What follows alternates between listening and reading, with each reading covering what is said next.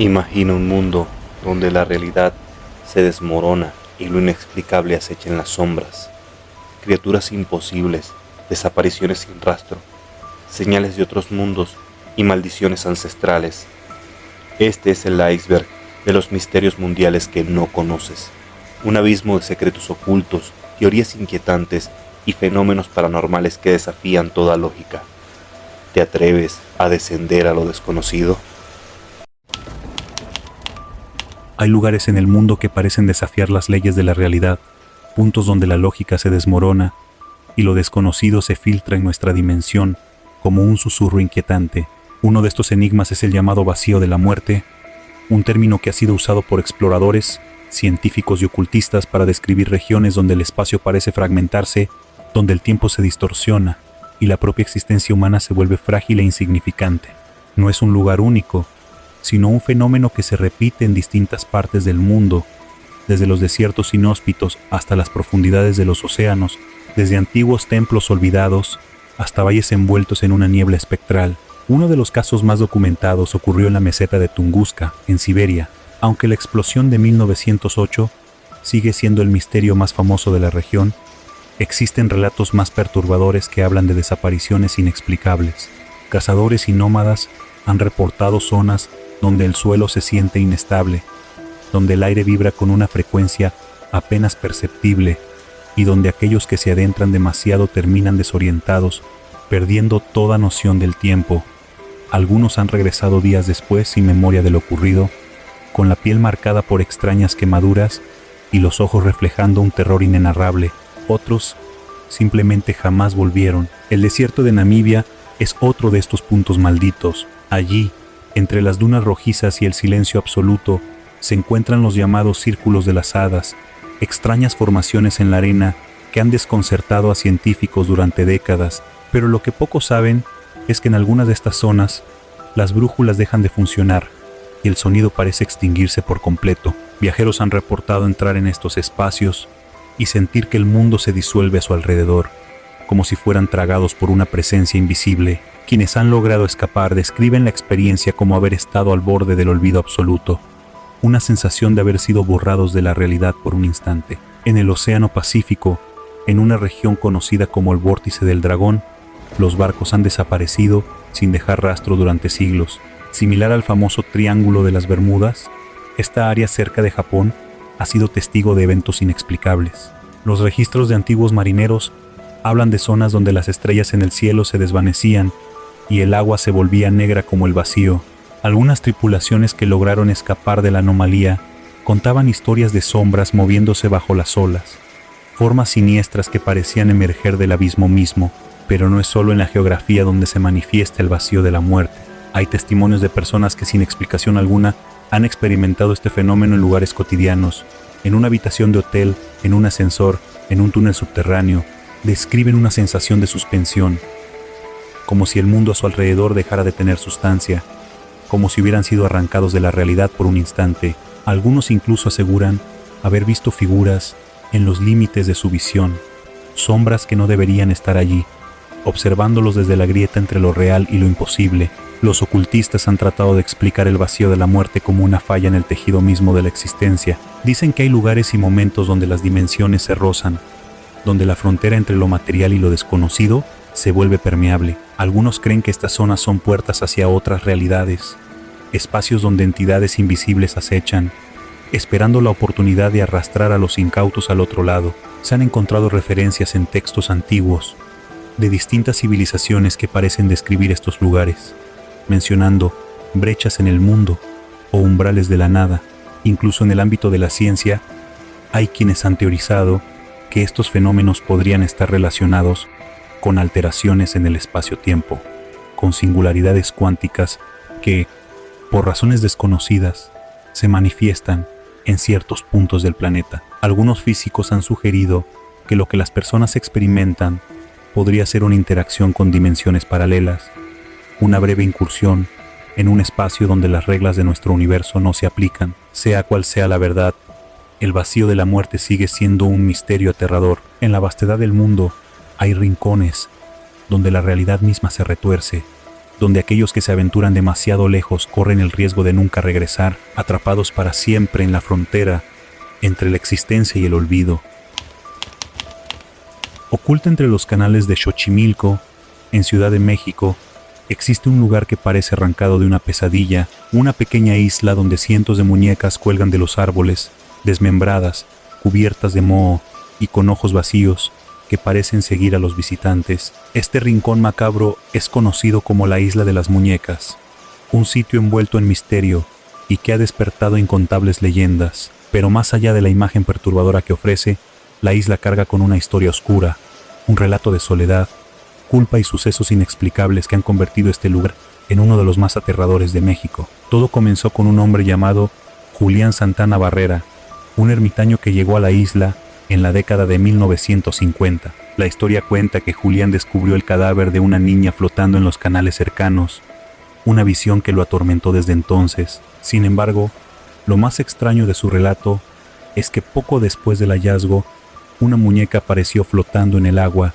como si la niña hubiera dejado un último vestigio de su existencia. Convencido de que el espíritu de la pequeña rondaba la isla, Julián decidió colgar la muñeca en un árbol, un intento de apaciguar a la entidad que, según él, le susurraba por las noches. Lo que al principio parecía un simple acto de superstición, pronto se convirtió en una obsesión. Julián comenzó a recolectar muñecas de cualquier lugar, las sacaba de la basura, las intercambiaba con lugareños o las rescataba del agua. Con el paso de los años, la isla se transformó en un macabro santuario donde cada muñeca representaba un tributo al alma de la niña fallecida. Algunas estaban decapitadas, otras tenían extremidades arrancadas y muchas estaban cubiertas de moho y telarañas. Lo más perturbador era que, según los relatos de quienes conocieron a Julián, él aseguraba que las muñecas susurraban entre ellas, movían la cabeza o abrían los ojos por sí solas en plena oscuridad. Pero la verdadera escalofriante ironía de esta historia llegó en 2001, cuando Julián Santana fue encontrado muerto en el mismo canal donde, según él, había hallado a la niña. Su cuerpo flotaba en el agua, con los ojos abiertos y el rostro inexpresivo.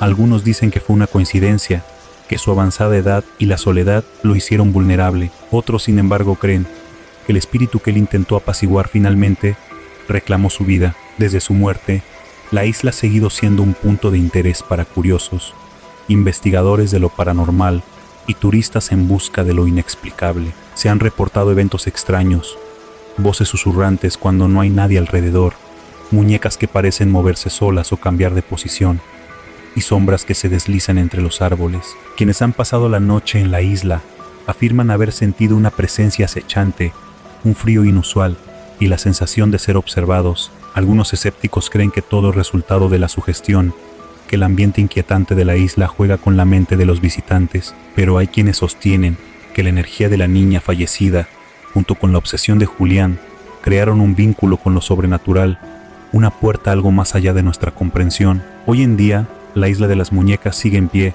como un monumento al misterio, a la locura y a la delgada línea que separa la realidad de la pesadilla. Aquellos que se atreven a visitarla afirman que nunca vuelven siendo los mismos. Y mientras las muñecas siguen colgadas de los árboles, con sus rostros desgastados por el tiempo, una pregunta queda en el aire. ¿Es solo una colección de juguetes viejos o realmente es un sitio donde lo inexplicable cobra vida?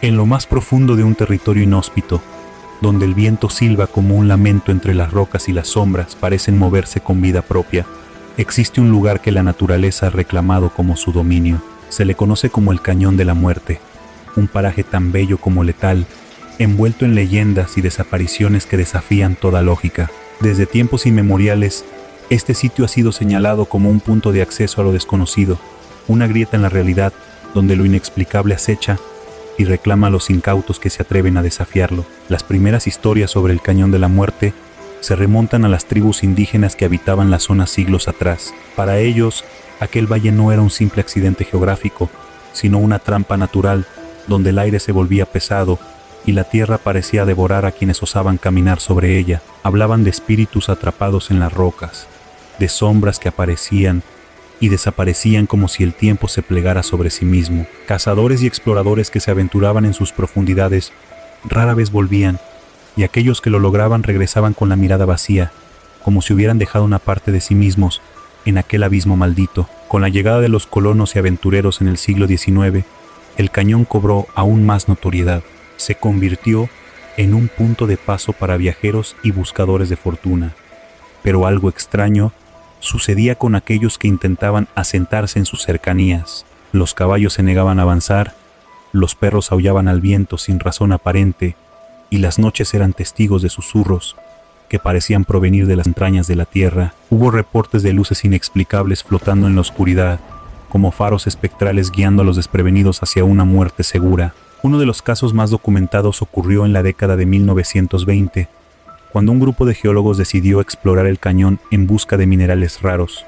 Llevaban un equipo completo, provisiones para varias semanas, y estaban convencidos de que los rumores sobre el lugar eran meras supersticiones. Sin embargo, después de su última comunicación con el campamento base, nunca más se supo de ellos.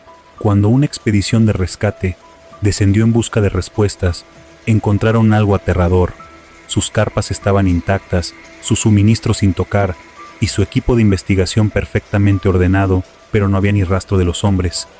Era como si hubieran sido borrados de la faz de la tierra en un solo instante. Décadas después, un grupo de excursionistas decidió desafiar la maldición del Cañón de la Muerte. Equipados con tecnología moderna, cámaras y sistemas de posicionamiento, se aventuraron en sus profundidades con la intención de documentar lo que realmente ocurría.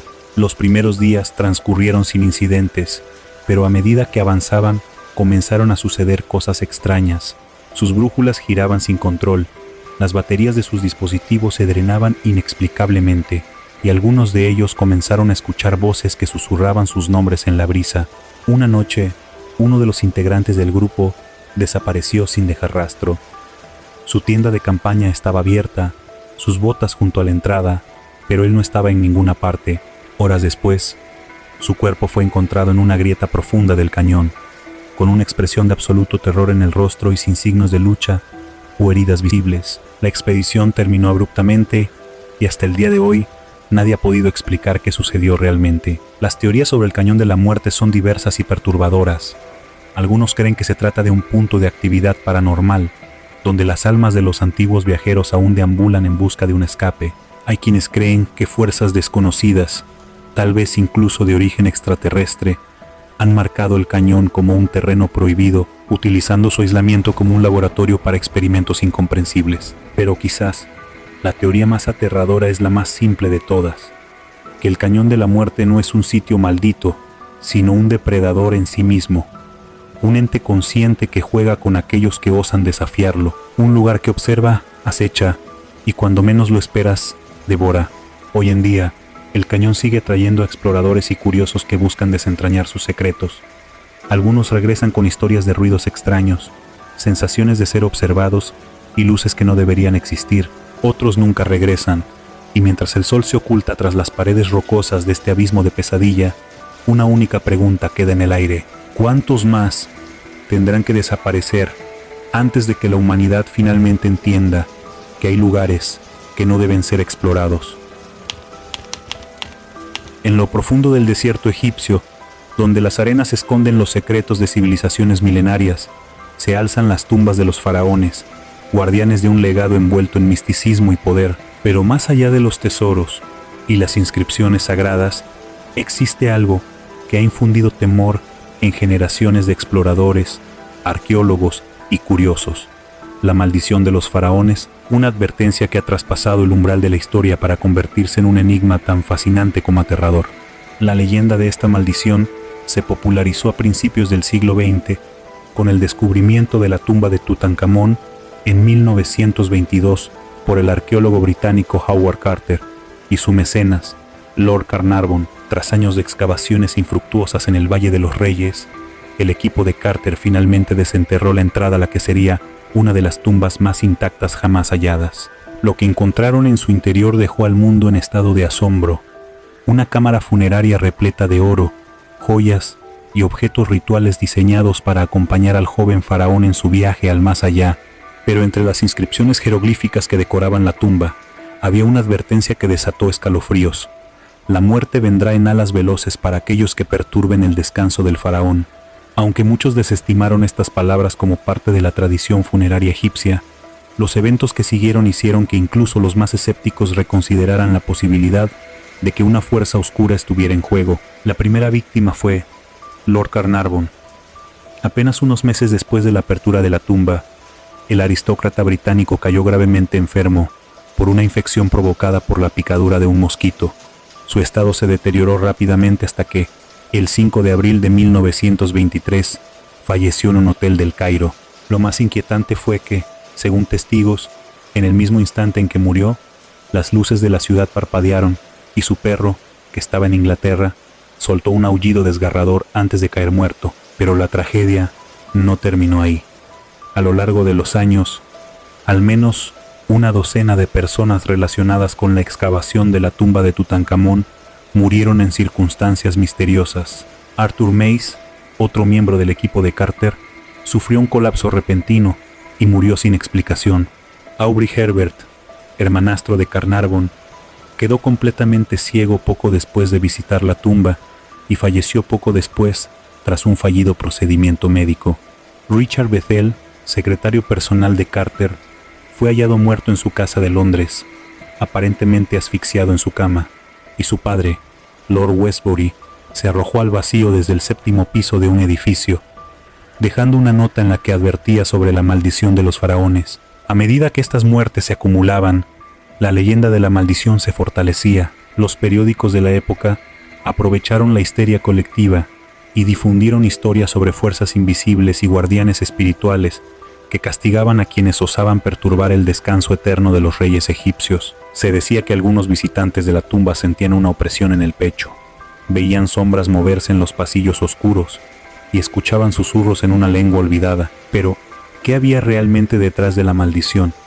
Los científicos modernos han intentado explicar estos eventos desde una perspectiva racional. Una teoría sugiere que las tumbas de los faraones, selladas durante miles de años, podían contener mohos y bacterias letales que, al ser liberadas, causaban enfermedades en quienes las inhalaban. Otra hipótesis apunta a la exposición prolongada a gases tóxicos que se acumulaban en las cámaras selladas, lo que podría haber debilitado el sistema inmunológico de los exploradores. Sin embargo, estas explicaciones no son suficientes para muchos.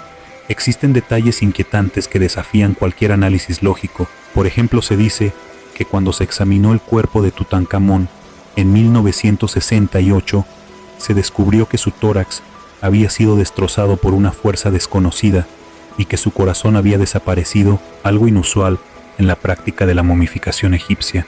Algunos han especulado que su muerte estuvo rodeada de conspiraciones y que su maldición no era solo una advertencia simbólica, sino un mecanismo real de venganza desde el más allá. Incluso Howard Carter, el hombre que desafió la maldición y vivió hasta los 64 años, no estuvo exento de extraños sucesos. Aunque nunca admitió públicamente haber sentido temor, en sus diarios personales dejó constancia de sucesos inexplicables, como la repentina muerte de su canario el mismo día en que abrieron la tumba. Además, tras su fallecimiento en 1939, no hubo ningún gran cortejo fúnebre ni ceremonia ostentosa, como si el mundo hubiera querido olvidar el nombre del hombre que desafió a los dioses egipcios. La maldición de los faraones ha trascendido el caso de Tutankamón y ha sido vinculada con otras tumbas egipcias descubiertas a lo largo de los siglos. Desde saqueadores de tumbas que encontraron muertes violentas, hasta arqueólogos que sufrieron accidentes inexplicables tras trabajar en excavaciones, el misterio persiste. Algunos creen que los antiguos sacerdotes egipcios tenían conocimientos ocultos sobre energías que aún hoy la ciencia no comprende. Otros piensan que el simple hecho de profanar un lugar sagrado puede atraer fuerzas oscuras que permanecen latentes hasta que su presencia es desafiada. Hoy en día, los tesoros de los faraones se exhiben en museos de todo el mundo, pero incluso en estos espacios, las leyendas continúan. Hay informes de guardias nocturnos que han escuchado pasos en salas vacías, objetos que se mueven sin explicación y visitantes que aseguran haber sentido una presencia observándolos. ¿Es solo el peso de la historia o hay algo más? Algo que trasciende el tiempo y sigue protegiendo a los antiguos reyes de Egipto. La maldición de los faraones sea una advertencia para la humanidad, una señal de que hay fuerzas más allá de nuestra comprensión que exigen respeto. Y mientras las arenas del desierto sigan ocultando secretos, la maldición seguirá viva, esperando pacientemente a su próxima víctima. Hay historias que nos hacen temer la noche, relatos que nos obligan a mirar por encima del hombro, aunque sabemos que no deberíamos. Entre los muchos mitos y leyendas que han circulado a lo largo de los siglos, hay uno que persiste en la oscuridad, un ente que se desliza entre lo real y lo imposible. Lo llaman el hombre sin rostro, una figura espectral que, según testigos de diferentes épocas y lugares, ha sido vista en las sombras, en los espejos, en las pesadillas de aquellos que se han atrevido a mirarlo demasiado tiempo. No tiene ojos, ni nariz, ni boca, pero su presencia es sofocante, como si una entidad vacía pudiera devorar la esencia misma de quienes lo ven. Las primeras menciones de esta entidad se remontan a la Europa medieval, cuando crónicas antiguas hablaban de un espectro sin rostro que aparecía en los caminos durante la noche, acechando a viajeros solitarios. Se decía que aquellos que lo miraban directamente sentían un escalofrío indescriptible, una sensación de vacío en el pecho, como si algo dentro de ellos estuviera siendo arrancado. Algunos relatos afirman que quienes tenían la desgracia de encontrarse con él desaparecían sin dejar rastro, dejando solo sus pertenencias dispersas en el suelo. Uno de los testimonios más antiguos proviene de un monje del siglo XIII, quien en su diario escribió sobre un hombre sin rostro que caminaba en la penumbra, cuyos pasos no hacían sonido y cuya silueta parecía desdibujarse en la niebla. Según el monje, aquel ser se detuvo frente a la puerta de su monasterio y permaneció inmóvil hasta el amanecer, cuando se desvaneció como si nunca hubiera estado allí. A medida que pasaron los siglos, los relatos sobre el hombre sin rostro se diversificaron, apareciendo en diferentes culturas con variaciones escalofriantes.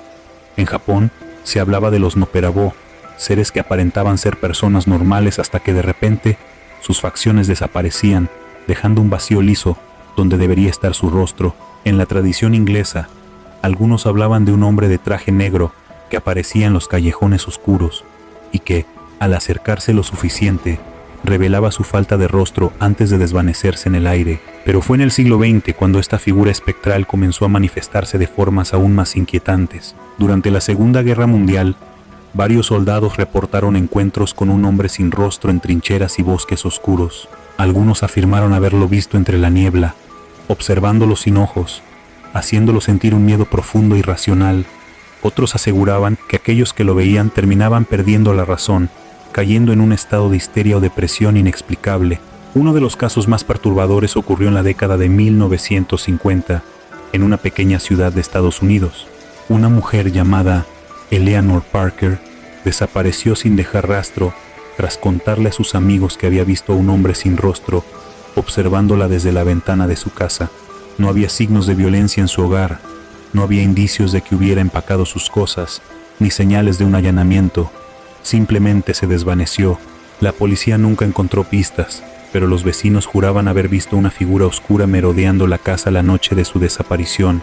Las teorías sobre quién o qué es el hombre sin rostro son muchas, y ninguna es reconfortante. Algunos creen que es una manifestación de un miedo primitivo, una representación de la ausencia total de identidad, lo que lo hace aún más aterrador. Otros piensan que es un parásito interdimensional, un ser que se alimenta de la energía vital de aquellos que lo ven, absorbiendo sus recuerdos, su esencia, hasta que no queda nada de ellos. Hay quienes aseguran que el hombre sin rostro no solo aparece en el mundo físico, sino que también se manifiesta en los sueños. Existen testimonios de personas que han tenido la misma pesadilla, una figura alta y delgada, con un traje oscuro, parada al pie de su cama, sin rostro, inmóvil. Cuando intentan moverse o gritar, se dan cuenta de que están completamente paralizados. Y lo peor de todo es que cuando despiertan, sienten que algo en su habitación ha cambiado, como si no estuvieran completamente solos. El hombre sin rostro también ha sido relacionado con fenómenos paranormales en edificios abandonados, hospitales psiquiátricos y carreteras desoladas. Hay historias de guardias de seguridad que han captado en sus cámaras una figura alta y borrosa, que parece parpadear dentro y fuera de la realidad. En algunos casos, estas grabaciones han sido encontradas después de que el guardia desapareciera, sin explicación. Algunos investigadores del fenómeno creen que el hombre sin rostro es una manifestación de los temores más profundos del subconsciente humano, pero lo que realmente inquieta es que su presencia ha sido reportada en lugares donde la gente no debería haber tenido conocimiento previo de él. Niños pequeños han descrito haber visto a un hombre sin cara en sus habitaciones por la noche, mucho antes de que sus padres les contaran cualquier historia de terror.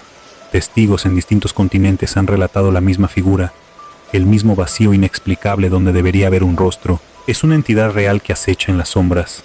Es una manifestación de la mente humana que se proyecta en la realidad, o peor aún, es algo que habita entre los espacios de nuestro mundo, apareciendo solo cuando bajamos la guardia, cuando estamos solos, cuando sabemos, en lo más profundo de nuestro ser, que algo nos está observando. La historia del hombre sin rostro sigue sin respuesta, pero hay algo que todos los testigos parecen compartir: la sensación de haber sido vistos por algo que no tiene ojos, una presencia que, aunque no habla, comunica un mensaje claro y aterrador. Te he encontrado. En las brumosas tierras de Escocia, donde la neblina se arrastra sobre el agua como un velo espectral, yace el misterioso lago Ness, un cuerpo de agua oscuro y profundo que ha sido el escenario de una de las leyendas más persistentes de la historia moderna. La existencia de un ser colosal, una criatura que desafía la lógica y la razón, acechando en las profundidades insondables del lago. A lo largo de los siglos, pescadores, turistas y científicos han intentado desentrañar el enigma de Nessie, el monstruo del lago Ness, pero lo único que han conseguido es alimentar el misterio. Los primeros relatos sobre una criatura en el lago Ness datan del siglo VI, cuando San Columba, un monje irlandés, escribió sobre una bestia acuática que atacó a un nadador en el río Ness, afluente del lago. Según la leyenda, el monje extendió su mano y conjuró el poder de Dios para ahuyentar al monstruo, que desapareció en las profundidades. Aunque esta historia podría ser una alegoría religiosa, algunos creen que es la primera referencia a Nessie. El mito permaneció en un segundo plano hasta el siglo XX, cuando el mundo comenzó a obsesionarse con lo desconocido. En 1933, una pareja que viajaba por la carretera que bordea el lago afirmó haber visto a una enorme criatura deslizándose sobre la superficie del agua. El testimonio fue suficiente para que los medios explotaran la historia y desataran una fiebre de avistamientos. Poco después, en 1934, apareció la famosa fotografía del cirujano, una imagen borrosa de lo que parecía ser un cuello largo y una pequeña cabeza emergiendo del agua. Durante décadas, esta imagen fue la prueba definitiva de la existencia de Nessie, hasta que en los años 90 se reveló que era un montaje con una pequeña maqueta. Sin embargo, la falta de pruebas contundentes no detuvo la búsqueda del monstruo. En 1954, una embarcación equipada con sonar detectó un objeto grande y en movimiento en las profundidades del lago. El operador del sonar describió un eco inusual que parecía desplazarse a gran velocidad, pero nunca se encontró evidencia física de lo que generó la lectura.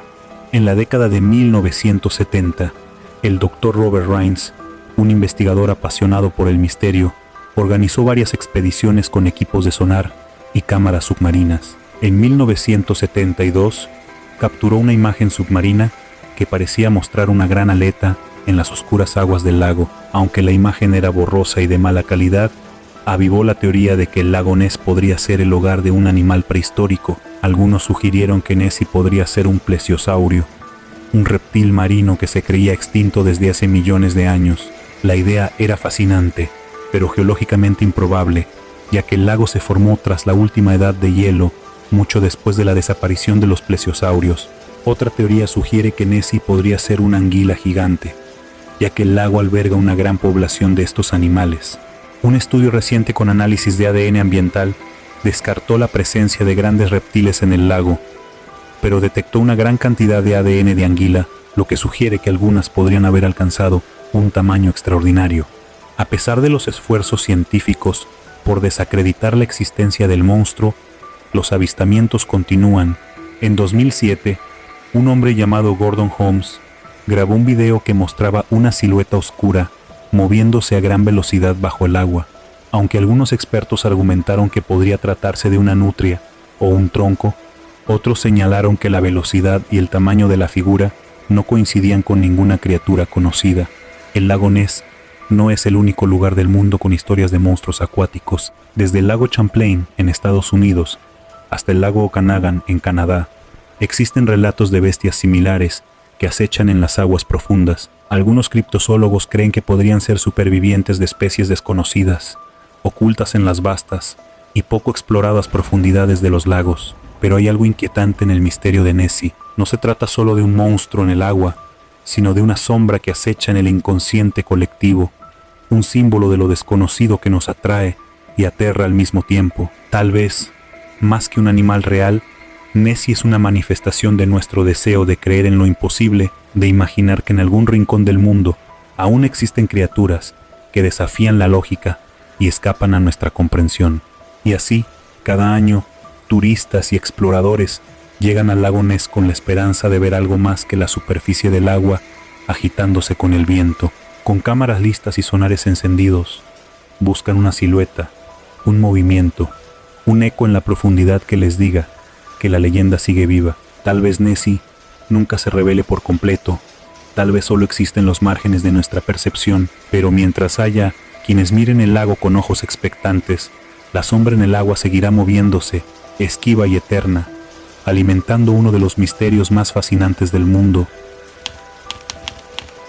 En lo más profundo de la majestuosa ópera de París, bajo su espléndida arquitectura y sus imponentes lámparas de cristal, se esconde un secreto que ha inquietado a generaciones enteras, un espectro deambulante, una sombra entre los pasillos oscuros, una presencia que se siente en cada nota que resuena en el teatro. El fantasma de la ópera no es solo una historia de amor y tragedia, es un enigma que se niega a morir, una leyenda que se escurre entre la ficción y la realidad.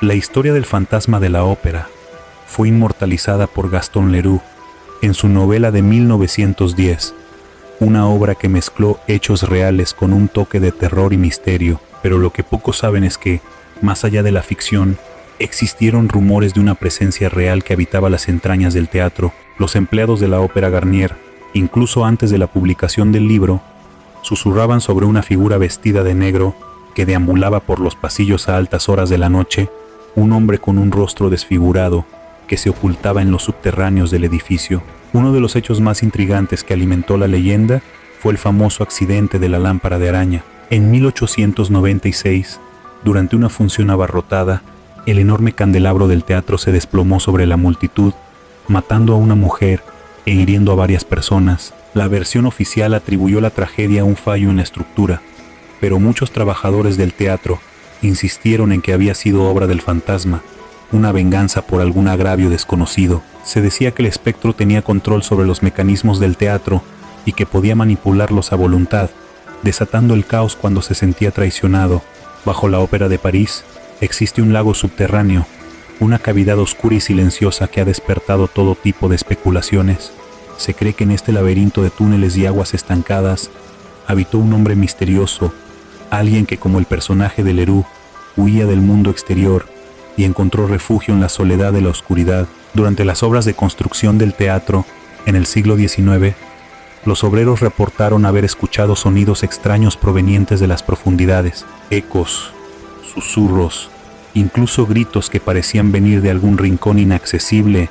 Algunos aseguraban haber visto sombras moverse en los pasillos, figuras que desaparecían al girar una esquina, como si el edificio estuviera habitado por una presencia invisible. Los registros históricos mencionan a un hombre llamado Eric, un ingeniero que trabajó en la construcción del teatro y que supuestamente tenía conocimientos avanzados de acústica y mecanismos escénicos. Se dice que era un hombre deformado, con el rostro cubierto por cicatrices, y que su extraña apariencia lo condenó al aislamiento. Algunos relatos indican que Eric desapareció sin dejar rastro, y que tras su ausencia comenzaron los rumores sobre un fantasma que gobernaba desde las sombras. A lo largo de los años, artistas y empleados de la Ópera Garnier han reportado experiencias inexplicables, voces que resuenan en camerinos vacíos, pasos que se escuchan en la platea cuando no hay nadie allí, figuras que aparecen reflejadas en los espejos para desvanecerse en un parpadeo. Algunos cantantes han sentido una presencia observándolos desde el palco número 5, el mismo en el que, según la novela de Leroux, el fantasma exigía que se le reservara un asiento exclusivo. Uno de los testimonios más perturbadores provino de una bailarina que trabajaba en la ópera a mediados del siglo XX. La joven aseguró haber visto a un hombre de complexión delgada, vestido con un traje oscuro y un rostro cubierto por una máscara blanca, que la observaba desde un pasillo poco iluminado. Cuando se acercó para preguntar quién era, la figura desapareció sin dejar rastro. Aquella noche, la bailarina sufrió un extraño accidente en el escenario, cayendo de manera inexplicable en plena presentación.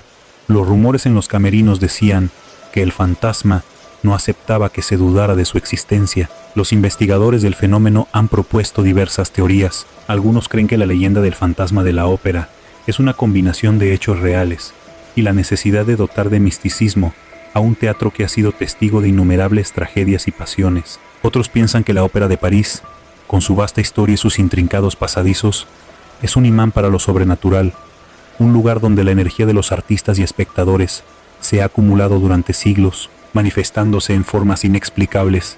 Incluso hoy, en pleno siglo XXI, hay quienes evitan ciertos corredores del teatro, quienes sienten una opresión en el pecho al caminar por los pasillos vacíos como si estuvieran siendo observados desde la penumbra.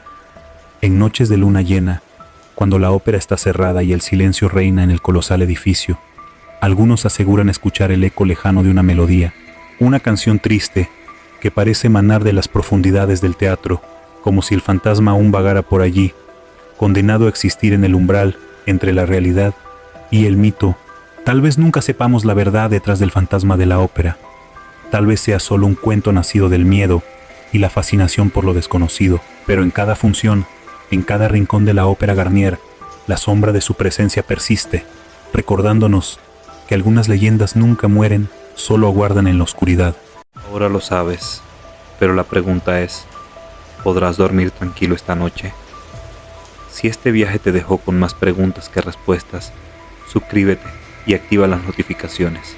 Aquí los misterios nunca terminan, solo se vuelven más oscuros. Déjame un like si quieres que bajemos aún más profundo del abismo y dime en los comentarios cuál de estos misterios te dejó con escalofríos. Todavía queda mucho por descubrir. Nos vemos en el próximo video, si es que aún te atreves a seguir mirando. Yo soy Walker y hasta la próxima.